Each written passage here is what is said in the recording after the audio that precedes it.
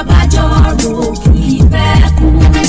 Ohun àṣepọ̀ nílẹ̀yẹ, ẹ̀yìn ọ̀la wa ti dára o. Àwa Èkìtì àti parapọ̀, ká parapọ̀ ká tún bá mú pọ̀.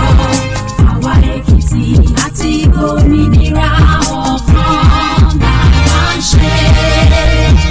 Èkìtì Èkìtì tí gbòmìnira, Èkìtì Èkìtì tí gbòmìnira. Àwa Èkìtì iwájú la ó máa lọ, agbára Ọlọ́run. Àwa Èkìtì ọ̀kan ṣoṣo máa ní wá o.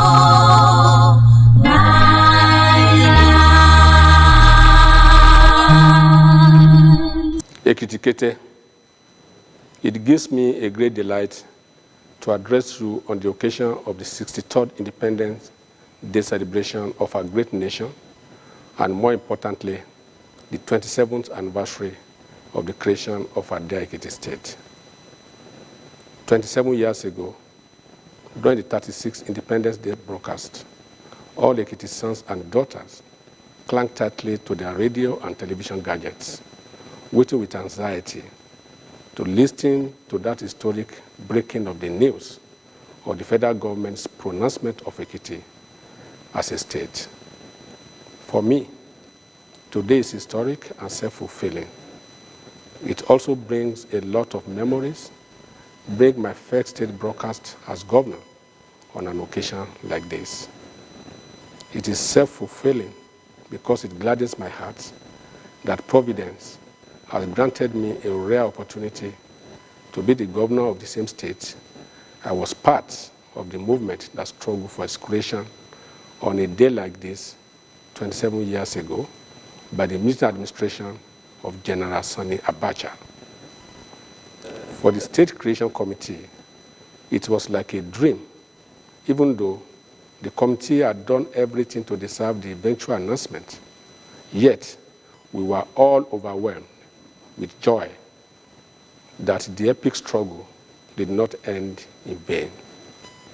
It is difficult to believe that 27 solid years have thus far passed since the state was created. While everything seems like yesterday, we have abundant reasons to say indeed the creation was justified. In terms of physical and economic development, our state has moved on progressively. Politically, the state is now an important factor in Nigeria's political enterprise. In many aspects of human development indices, HDIs, we have excelled. Ekiti is a frontliner in education, life expectancy, access to quality healthcare services, physical infrastructural development, access to water, peace, ease of doing business, gender equality, social inclusion, amongst others.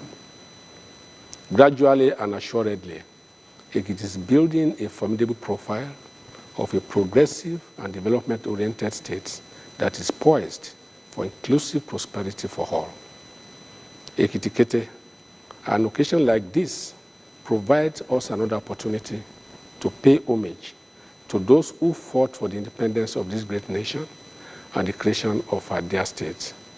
While it will be difficult to mention them individually, for there are many, we acknowledge the individual and collective roles they played to give us a nation and a state today.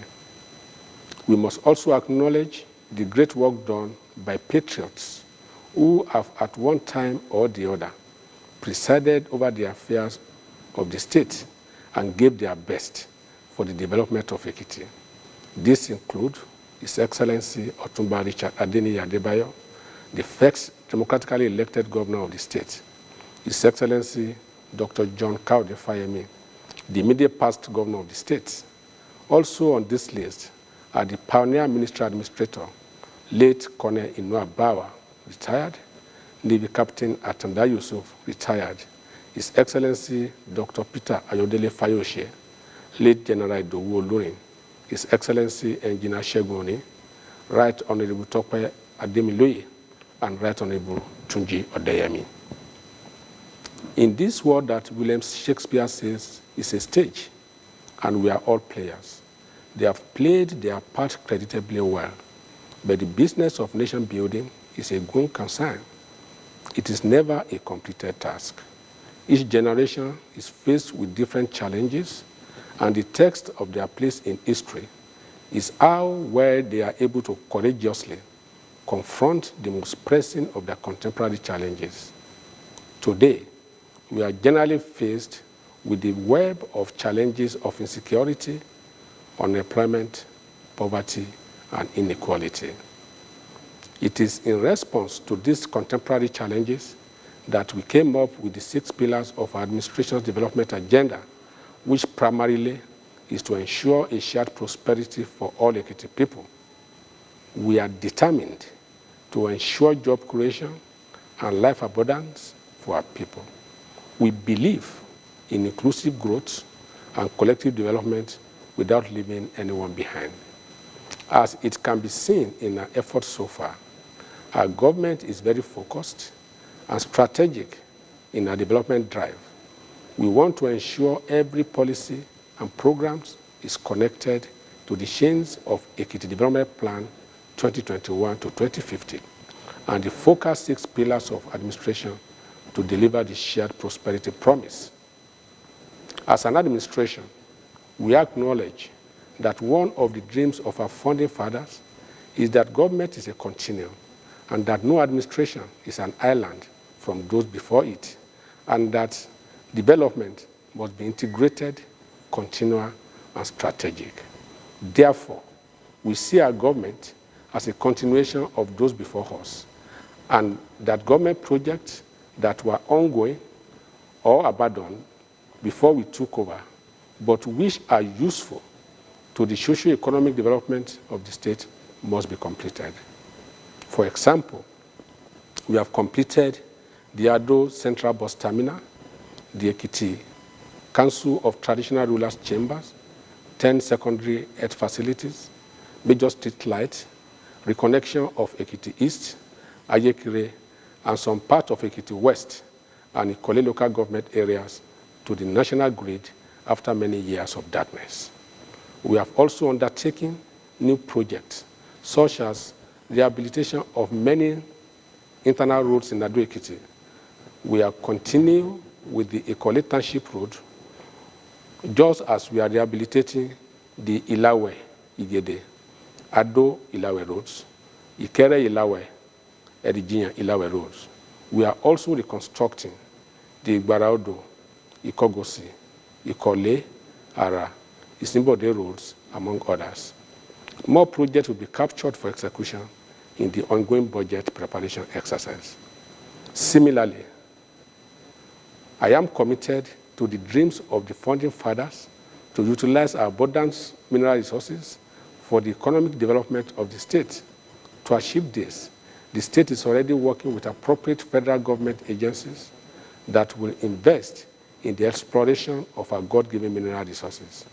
This is a major way of creating wealth, increasing internally generated revenue, and realizing the shared prosperity agenda of our states. My words to you today is that the Ekiti dream of our founding fathers remain our creedal confession and the sole mission unto which we are committed. We will not allow their dreams for an egalitarian and inclusive society where fairness, probity, justice, equal opportunity, and prosperity for all is guaranteed to fail. Ekiti, there is no doubt that times are hard now and tough for most people and government. We are nationally contending with serious macroeconomic slope, which is affecting our microeconomic management capacity at subnational and even at the individual levels. The current economic challenges is as a result of a confluence of economic issues that have spiraled into galloping inflation, which has rendered economy almost prostrate. While this can be traced to past policy inconsistency, it is even more traceable to some other complex macroeconomic mishaps that have affected our foreign exchange regime. Consequently, every segment of the country is seriously affected by this challenge. Yet, a hot pap must be sipped gently so as not to cause more damage onto an already precarious situation. Accordingly, government and labor have been in constant engagements for some time. I'm pleased to note that the President, Asiwaju Bola Ahmed Tinubu, is confronting these challenges frontally, and the country will be better for it in the long run. On our part, we have undertaken some interventions to cushion the impact of the subsidy removal on our people. Apart from the direct food distribution and cash transfer to most vulnerable, government has also made buses available to staff and students, especially in the state capital, to ameliorate the cost of transportation. We therefore appeal to our local governments to replicate this in their respective local government areas. Beyond this, however, is that the federal government has promised that there will be a wage review across board soonest. The good news is that even for those not earning salaries directly from government, with more money available for workers, as more disposable income, and more money for government to undertake critical infrastructure development, more jobs will be available, and the circular flow of money will ensure that the current monetary challenges will give way to the envisaged shared prosperity. I therefore want to appeal to the organized labor movement to exercise absolute patience and dialogue in resolving the current economic challenges. We cannot afford to compound the already tense situation by shutting down this extremely fragile economy. It will be like cutting one's nose to spite one's own face. Whatever may be the gain thereafter will be nothing but a temporary victory, which will have done an incalculable damage to the economy and which may be difficult to reverse in the immediate. Finally, I want to congratulate all Ekiti people for the 27th anniversary of our state's creation and to thank those whose toil and sweat brought it about.